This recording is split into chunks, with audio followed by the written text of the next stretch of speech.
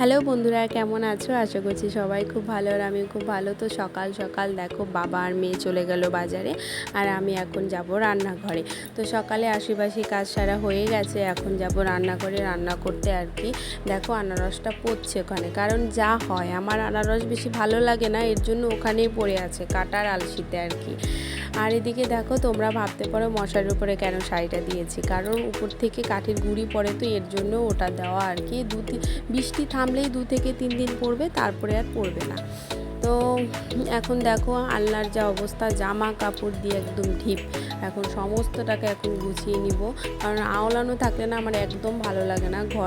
ঘরটাকে একটু গুছিয়ে রাখলে আর কি ভালো লাগে। আর যা যা জামা কাপড় ধোয়ার ছিল সেগুলোকে ভিজিয়ে দিয়েছি। আর এদিকে দেখো সকালবেলা একটু খিচুড়ি রান্না করেছিলাম, সেটাই বেড়ে নিচ্ছি, ওরাও চলে এসছে।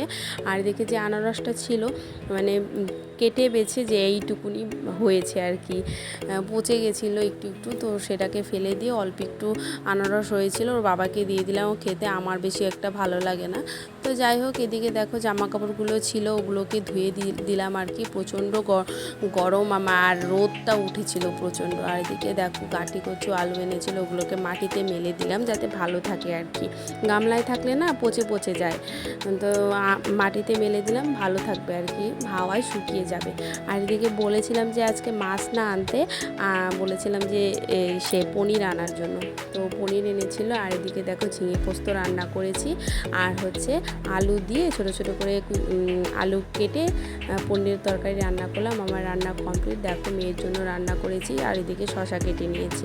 রান্না বাড়া সেরে সমস্ত থালা বাসন ধুয়ে এখন ঝুড়িতে মেলে দিচ্ছি আর কি, জল ঝরবে ওখানেই বাসনপত্র রাখি। আর এদিকে যে ঝাপটা দেখছো না, ওটাকে একটু খুলে দেই যাতে গরম না লাগে আর কি।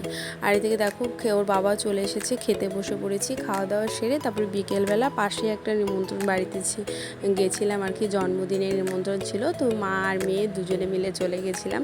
তো ওইখানে গিয়ে তারপরে